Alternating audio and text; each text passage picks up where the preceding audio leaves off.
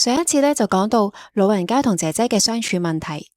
好多時咧仔女就會覺得，咦，姐姐都搞得掂喎，變相咧就好多嘢都交晒俾姐姐去處理，而自己咧就可以 free 翻啲時間啦，或者 focus 翻喺工作啊或者自己家庭上面。但係要記住，其實老人家咧同小朋友一樣嘅，佢哋可能會覺得姐姐嘅出現咧令到仔女少咗時間陪我喎。以前咧可能一星期咧都嚟2-3日咁樣探我啦，但而家有姐姐之後咧，可能1個月先至出現一次，佢哋就可能會將呢個唔開心嘅情緒咧投放咗喺姐姐身上。都係嗰句啦，要同老人家做好心理輔導，希望令老人家明白咧，姐姐喺度咧係可以令仔女更加安心。可以嘅話咧，喺初期啦，喺姐姐同老人家大家